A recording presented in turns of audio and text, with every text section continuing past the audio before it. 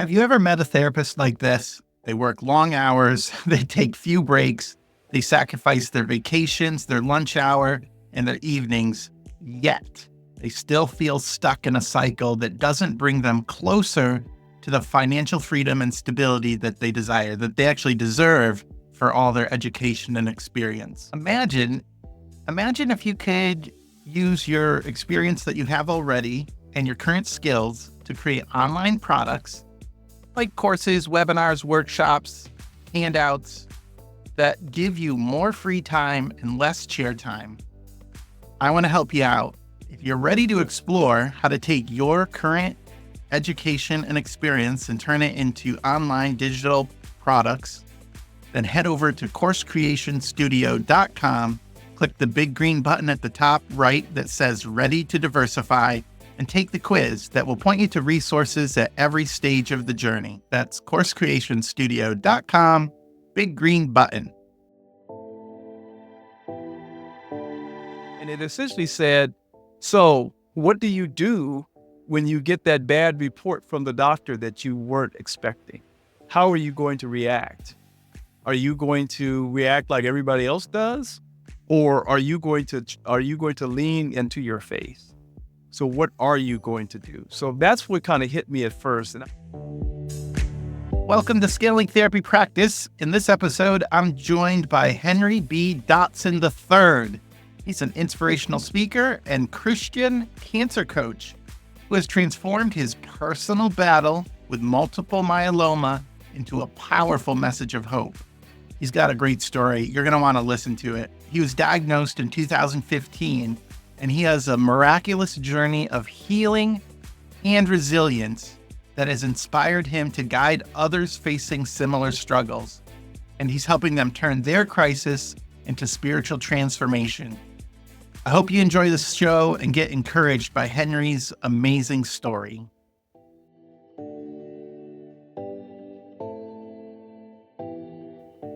Today, I'm here with Henry B. Dotson III. He's an inspirational speaker, author, and a Christian cancer coach. And Henry Dotson is a passionate, inspirational speaker, author, and Christian cancer coach who has turned a personal battle with multiple myeloma into a mission to help others. He was diagnosed in 2015, and his faith and miraculous healing journey have become the cornerstone of a powerful message of hope, resilience, and spiritual transformation. I've been talking with him for the last 30 minutes, and he really does offer a unique blend of personal experience, spiritual insight, and practical advice for people in the desperate times of facing cancer and other life challenges. And I was I got introduced to him briefly at a little marketing conference, and I was just inspired by what he said, and I wanted to bring him on the show. So Henry, thanks for joining us. Sure. Glad to be here, James. So the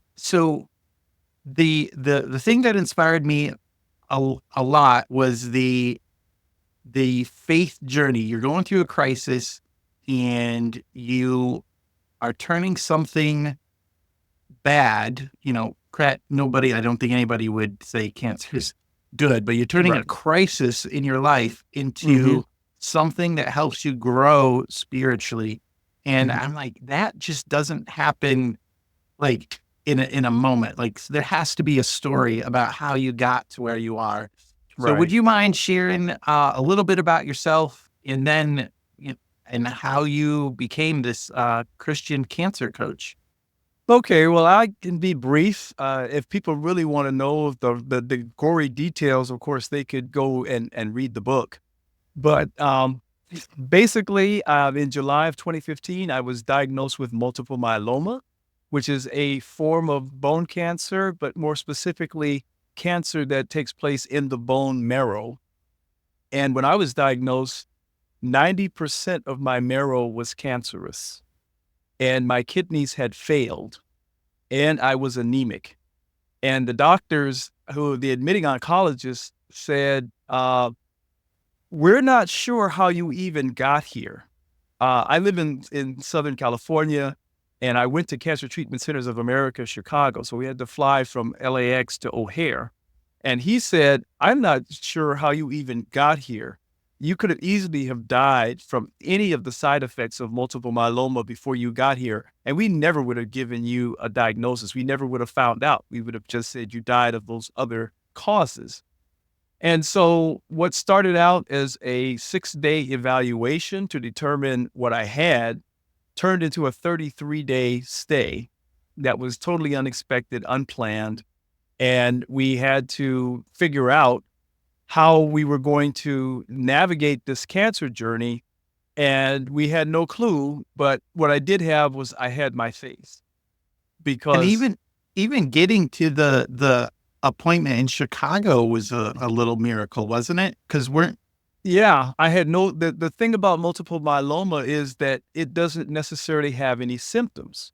Now, sometimes it does, but sometimes it doesn't. And in my case, it didn't have any symptoms.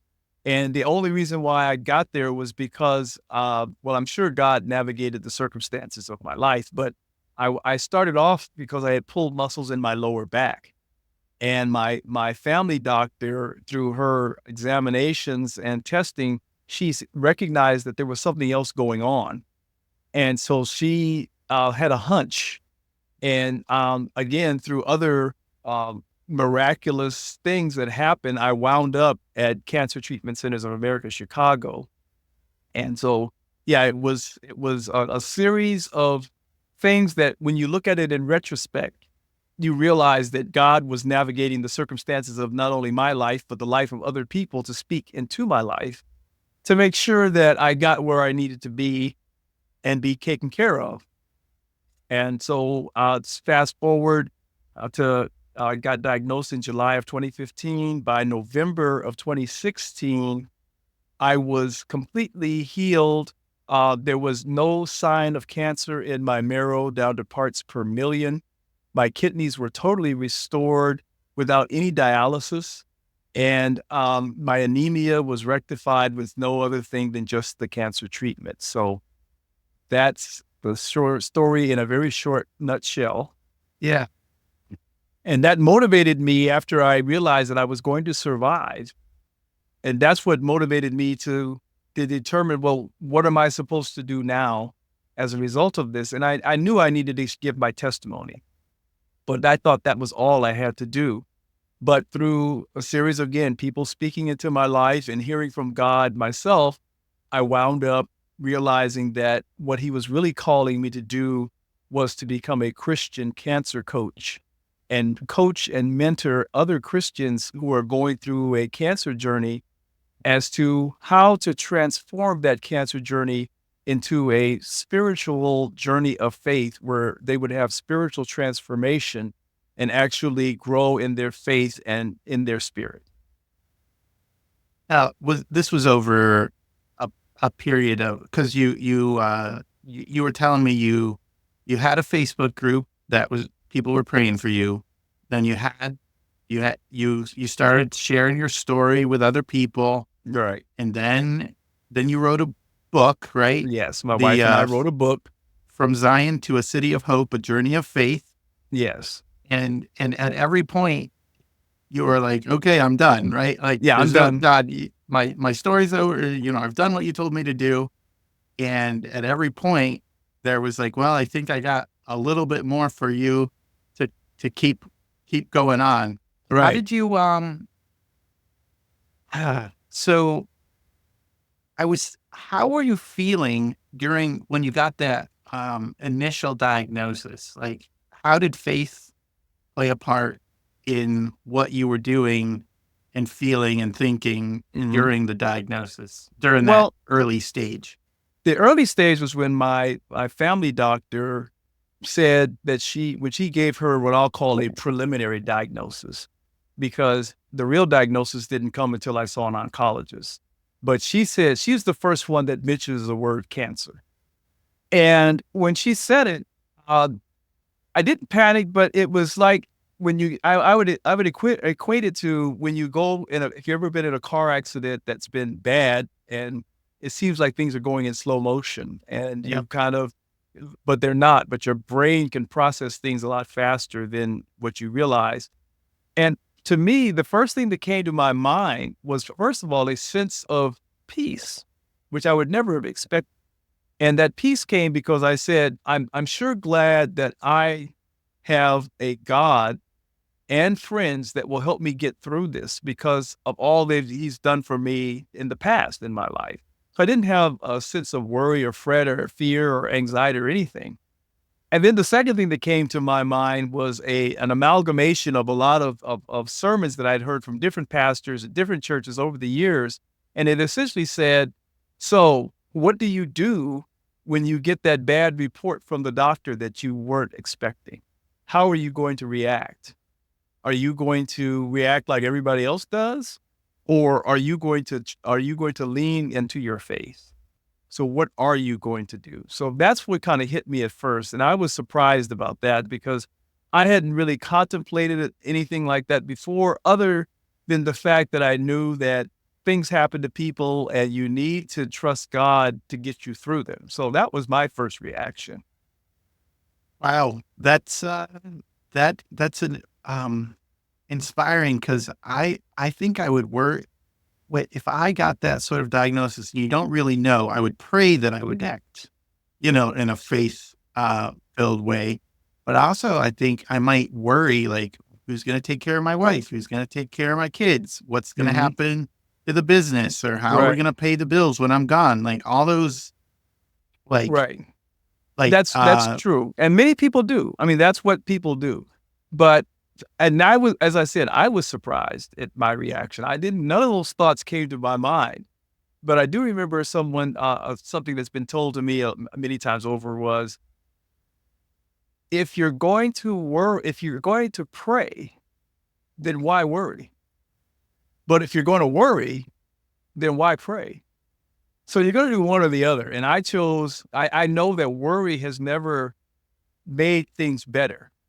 And I wasn't going to waste my time doing something that I knew didn't have any effect. And I had no control over this stuff. So worrying about those things wasn't going to make them change. one of my favorite passages, and I think it's Matthew 6, where he says, why do you worry about what you're going to eat or what you're going to Right. wear, Right. or some other Yeah. things, like, Right. God knows you need these things. So, Yeah. And he trust also in says him. there is part of that is, why worry about tomorrow? Leave that for tomorrow. It's got its own things to worry about. You just If tomorrow focus has its on own. today. Yeah, focus on today. You don't need to add the extra worry. You got enough to handle today, So Yeah. yeah, so And, that was and really kind of what I did. I struggle with that a little bit. I like to worry a little bit, even about little things. So, Yeah, well, I've learned that, first of all, you have no control over them. So the second thing is that worrying doesn't really, it's energy that is more negative, and it could make you feel worse. So I was more, let me do the things that I know are going to make a difference in a positive way. So I try not to get too overly anxious about many things, because life is just full of it, and you got to just stay focused on what's going to help you. so what were some of the challenges or fears you had to overcome with going out and sharing your story? Well, look, I guess one way to say it is I have never really had a fear of speaking in public, and I really wasn't afraid. I think I guess really the main thing was, I wasn't thinking about myself. I was thinking that I am doing this in obedience to what God has called me to do. And he's called me to do this because he saved my life. And this is the least I could do, is to go and tell people what he did. So I wasn't really worried about what people said. I wasn't worried about how they would react. I wasn't worried about anything. I just said, let me just go do what I'm supposed to do, and he'll handle the rest of this. I'm just going to try to do what he said to do, and the chips will fall where they may. And I just want to make sure that he's happy with what I'm trying to do. So you were walking in obedience and just Yes. depending on God to provide Yeah, he's going to whatever do he needed whatever. to Yeah. do. Because Because what? you people react in all kinds of ways, and you can't take it personally. I heard a story about a little thing someone said. Well, let's just say that you are the best chocolate chip cookie maker in the world, and your chocolate chip cookies are surpassed by none. And you make a batch of your chocolate chip cookies, and you go to a party, and you got them on a tray, and you're walking around. Would you like some chocolate chip cookie? And you're telling everybody that. You're going to come across people that say, no, I don't want a chocolate chip cookie because they don't like chocolate chip cookies. Yeah. Now, just because they don't like them doesn't mean that they aren't good. It's just not something that they're interested in. So I wasn't really caring about the result of what I did. I just knew that my job was just to make the offer, and it will turn out the way it's going to turn out. So yeah, I didn't really worry too much about those things. My biggest concern was, okay, I'm going to step out in faith because this takes time. And so all the other things that I was doing before, I pretty much, put them behind and said, well, God's going to take care of us because I'm doing what he said he wants me to do. And he has. He has taken care of us. My wife still works. She never lost her job. Actually, her job was on the line, not only hers, but her managers, because they decided that they were going to allow her to focus on me and the things that she needed to get done at work. They weren't really getting done. And her manager was kind of covering for her those 33 days that I was in Cancer Treatment Centers of America. So many things have happened where our needs were met. And I just said, well, I'm just going to do what you tell me to do. So you started speaking, and Mm-hmm. then you're like, okay, I'm done. But then you heard, God's whispering, hey, maybe you should write a book. Yeah. So how did that come about? And can you talk about the book a little bit? Well, I didn't want to write a book. I said, because people were telling me as we shared the story, Yeah. people were saying, your story is just so incredible. You should really write a book because it would really help a lot of people. And I would be gracious and say, well, thank you very much, but I didn't really plan on doing it. And I thought that was it. I just, no, I'm not, in my mind, I'm not writing a book. That's just not something I even ever imagined doing. But after enough people said, you should write a book, in my spirit, as I was praying one night, God was saying, well, I've been sending these people to tell you to write a book, and you're not listening to what they're saying. I'm telling, so I guess you need a more direct the instructions here. I want you to write that book. So that's how I said, okay, and I'll write the book, but I don't want to. And what I did, I said, okay, God, well, if you want me to write this book, then I want it to say what you want it to say. I'm going to try and do it the way the scriptures were written. I want this to be inspired by you. I want to get out of the way, and whatever you say, right? And I don't care how long it takes or I'm just going to do it your way. So I just kind of backed off. And when I felt like there was something I should put down, I put it down. When I didn't have anything, I didn't do anything. And my wife provided her part because she put in all of her posts from her Facebook site. And I added my thoughts as to what was going on my mind during the journey. And I added what happened before she created the Facebook page and what happened after I was in remission, because then we stopped making those posts. And so I gave sort of an epilogue as to, this is what has happened since I've been through this journey. And so that's how I put the book together. So does the book include like the caregiver's side a little bit on Yes, she was the her caregiver. story?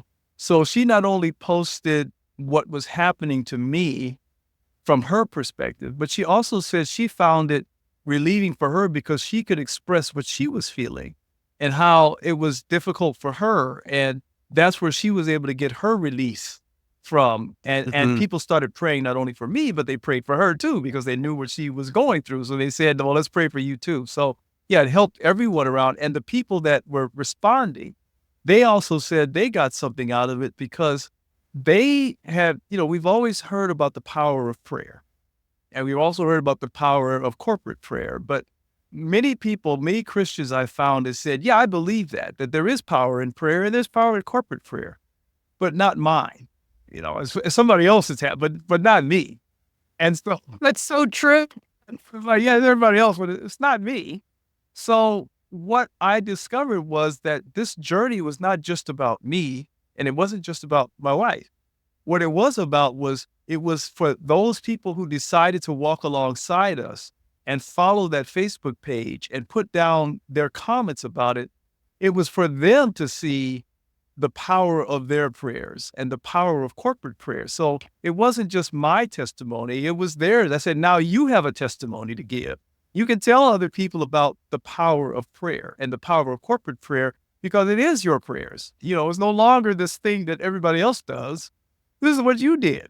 So that was part of the revelation that I got when I wrote the book, is that it wasn't just about me.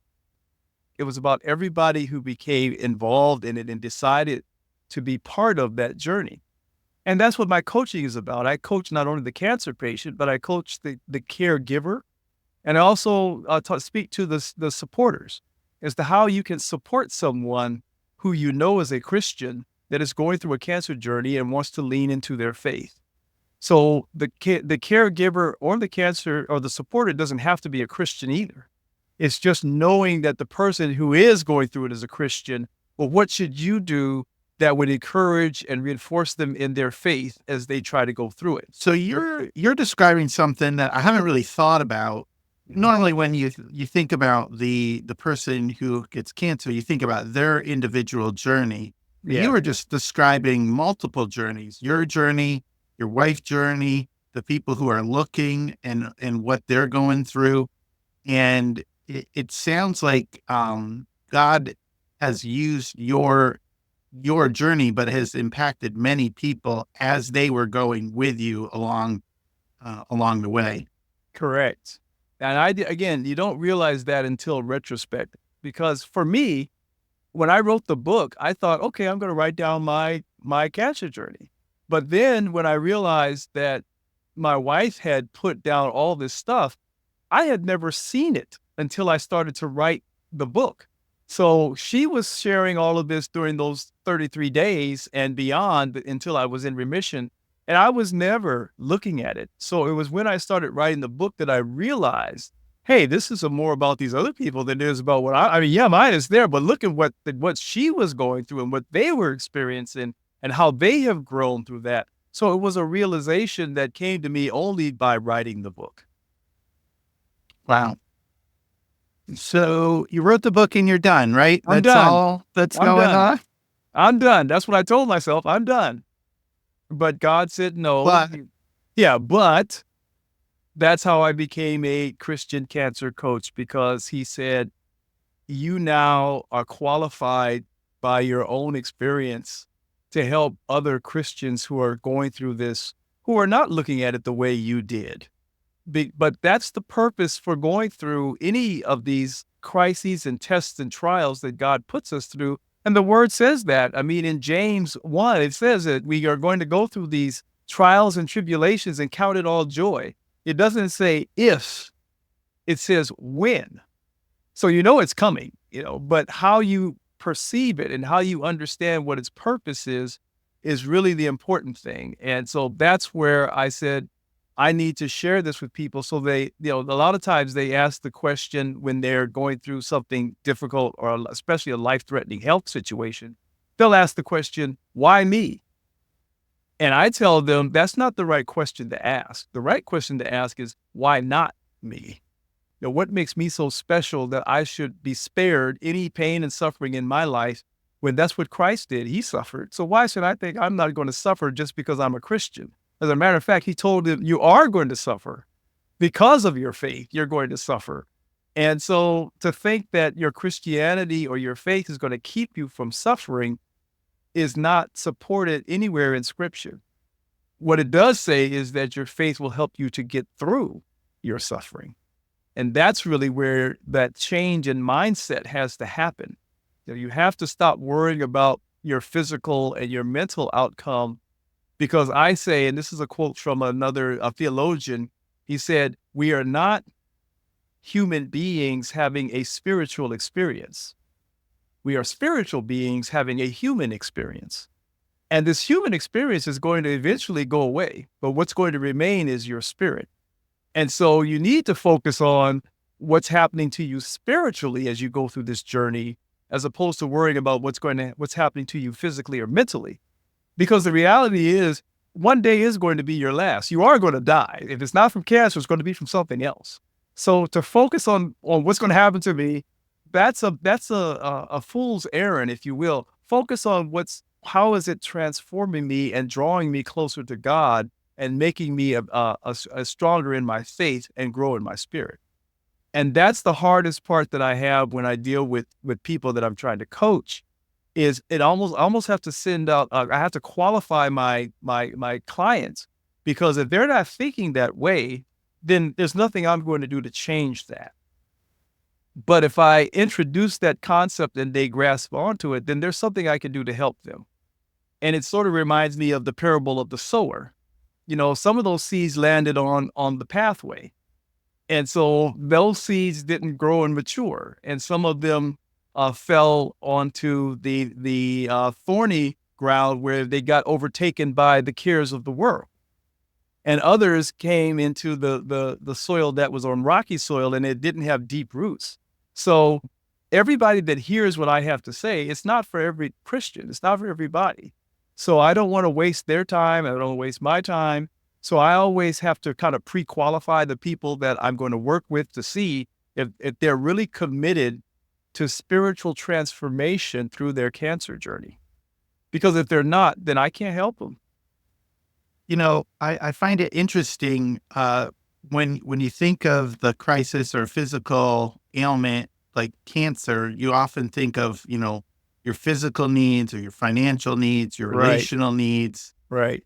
But we forget the spiritual side, like a massive strength that supports all of us. Exactly. All of those things, like it's just ignored. Exactly. And we don't realize it's a strength or a something that supports us. Do you think? Why do you think that is? That we think of the spiritual side, maybe one of our strongest strengths, last. Well, because I think it is something that is not tangible. I mean, it's not. We think about the things that we can see, touch, feel, smell. That's really, we are relying on our being in these human bodies. That's how we interact with the world.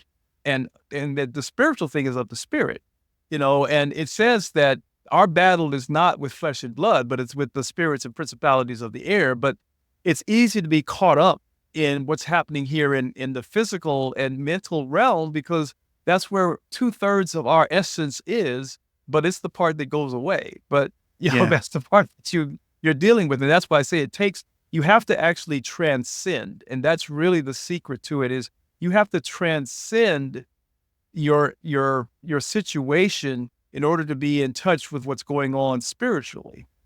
And that's why I know that parable of the sower is, when your faith is not that deep, then the trials and tribulations that come across you, those are the things that will bring you down. And that's that when it lands on that rocky soil.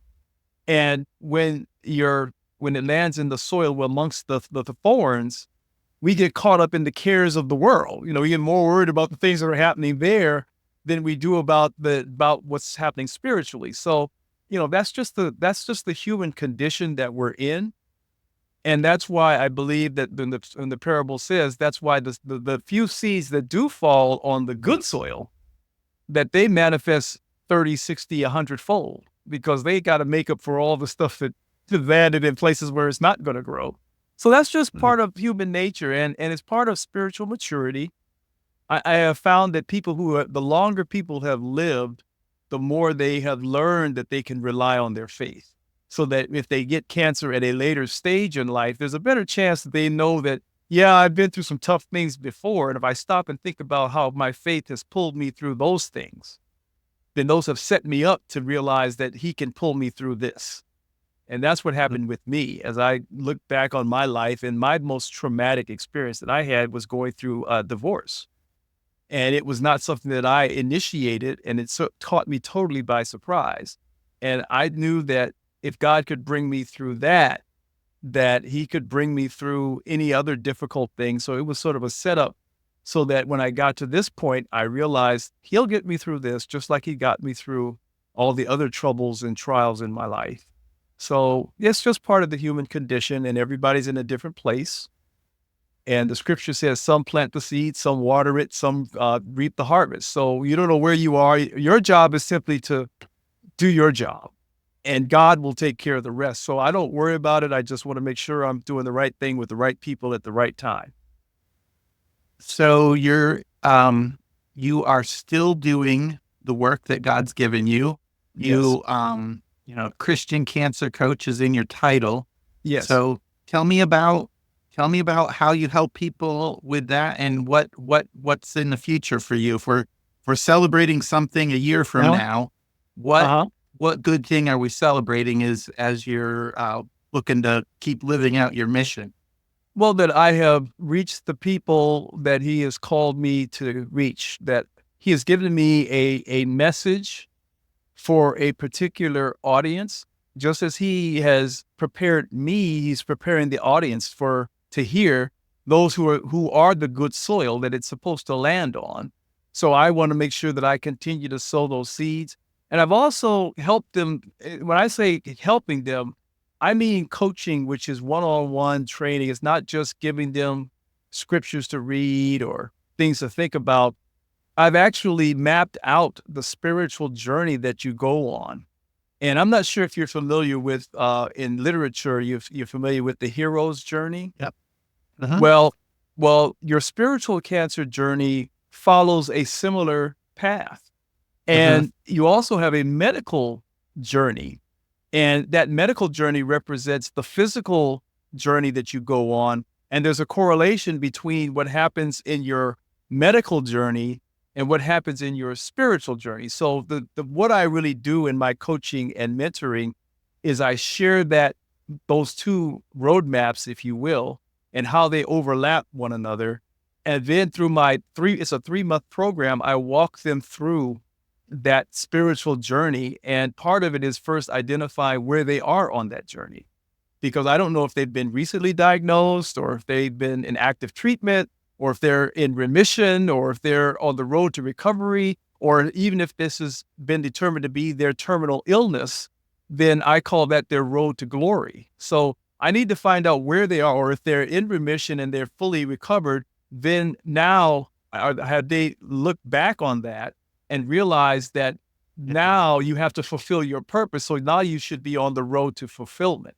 So once I figure out where they are on their cancer journey from a medical perspective, I can tie that to a spiritual one. And then I need to find out how much is their faith really part of what they do every day, because they can be, maybe they're new Christians, or maybe they're just kind of growing in it, or they're very mature Christians. So I first have to figure out where they are to determine how I can help them. Because you have to meet people where they're at. So that's part of what I do. I do an assessment at the beginning. 6 weeks in, I do another assessment to see how it's helping. And then at the end, we do a final assessment, and they've set spiritual goals and all sorts of things. It's very much like the coaching that you would do in life coaching.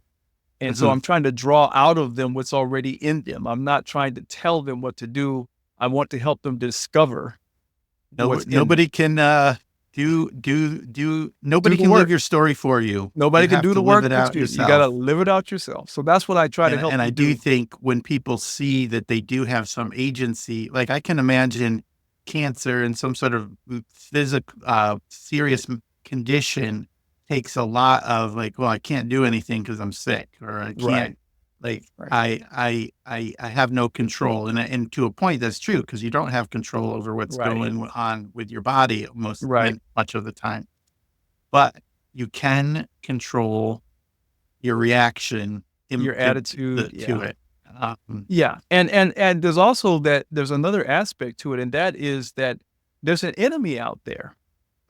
And he wants to take advantage of your fear and your worry, and he's seeking to use that to isolate you and to have you doubt God, and ultimately to abandon your faith. So you have to be watching out for that you're not just walking this alone. You're in a spiritual battle as you go through all of this, and you have to be aware of that. And that's why you have to have that shield of faith. Part of its job is to keep away the fiery darts of the enemy.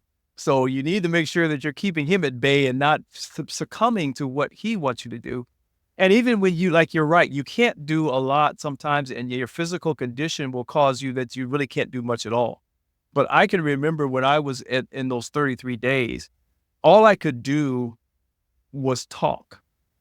And that was it. I was too weak to do anything. And so my mindset was, okay, if all I have is my voice, then I'm going to use that to serve God. So what I did was whenever anybody came in the room, whether they were the doctor or a nurse, a physical therapist, even the person who came to clear out my trash, I would engage them in a conversation and just talk about how are you doing? How long have you been working here? What do you like about this place? And all these sorts of kind of general things. And it never failed that at some point they would talk about something that was on their mind that was worrying them. And when they said that, I said, well, it's interesting. I think that there's a reason why we're talking today. And that's because God wants me to tell you that he loves you and that you should not give up, and that he is never failed you and he will be there with you. And I would end it with, I would ask you before you go, would you do something? Can I pray for you? And they would readily, oh yeah, give me pray. I mean, you're talking about things that, I really want prayer for. I would pray for them. And then before they left, I leave them with this. Well, would you do a favor for me? And they would say, what was that? I'd say, well, would you pray for me? And I would get them to actually pray for me. And that was all that I could do. I could talk.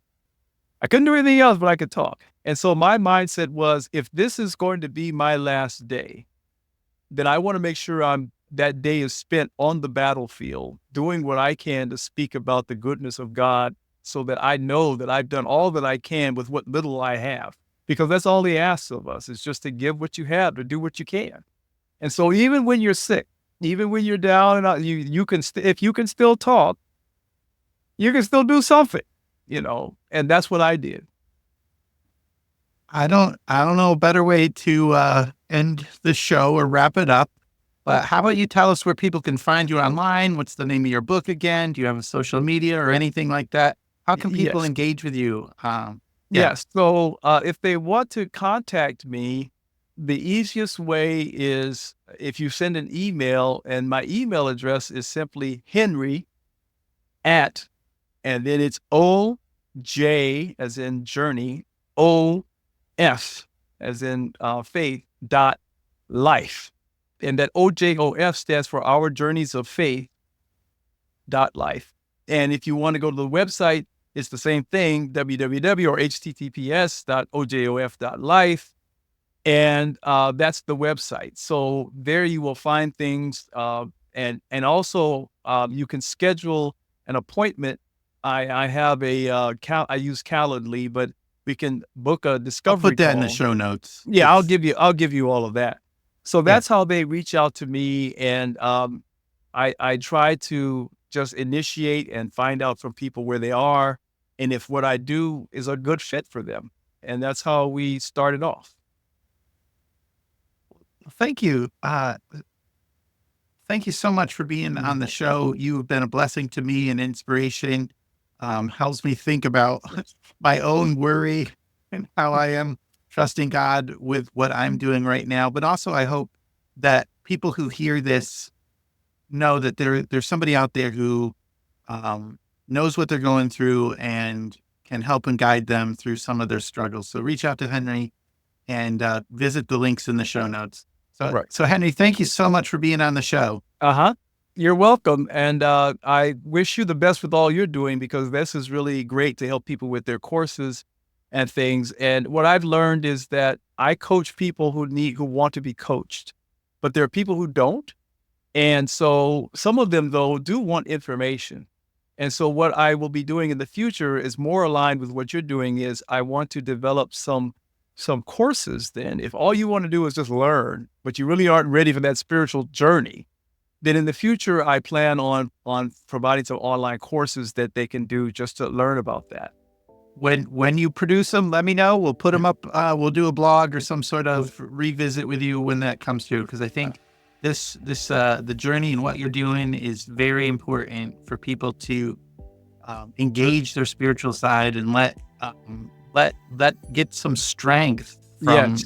from that resource. Like, don't ignore the strength of the spirit. Yes. If you don't Well, exercise it, it doesn't. If you don't exercise, it's like a muscle. If you don't work it, it doesn't get strong on its own. So this is James for the Scaling Therapy Practice. It's now time to put your mission in motion.